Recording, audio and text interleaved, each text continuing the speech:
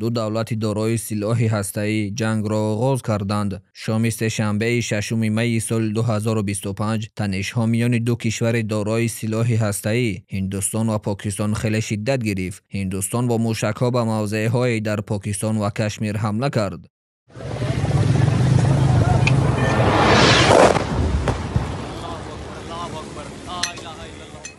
این عملیات را هندوستان ضربه دقیق به پناهگاه‌های تروریستی نامید. هندوستان گفت که این حمله در جواب گویا به یک حادثه تروریستی بود که روز 22 اپریل رخ داده بود. در آن حادثه در منطقه پهلگام در کشمیر تحت نظارت هندوستان 26 نفر اکثریت سیاحان هندو و نپالی کشته شدند. هندوستان گفت که گویا گروه‌های مسلح افراطی که در پاکستان پناه میبرند مسئول آن حمله بودند. هندوستان اظهار کرد که 3 موشک به هدف‌های در پنجاب و کشمیر تحت پاکستان زدند. یکی از آنها به فرودگاه کهنه در مظفرآباد برخورد. در مجموع 9 موضع را که گفته می شود که گویا به گروه‌های افراطی تعلق دارند هدف گرفت. گویا عملیات می‌خواسته است که جنگ ناندازد و به مؤسسه‌های نظامی پاکستان هجوم نکرده است. پاکستان این حمله را حمله جنگی نامید و گفت که موشک‌ها به جای‌های زیست مردم از جمله به مسجدها برخوردند. در نتیجه تقریباً 9 نفر از جمله کودکان کشته و بیش از 35 نفر زخمی شدند. ارتش پاکستان در جواب چنین اقدام کرده گفت که 5 هواپیمای جنگی و یک درون جاسوسی هندوستان را سرنگون کرده است و باز به یک قرارگاه سربازان هندوستان و یک پاسگاه مرزی در خط نظارت موشک زدند. در همین حالت پاکستان فضای هوایی خود را برای 48 ساعت بست و پروازها را قطع کرد.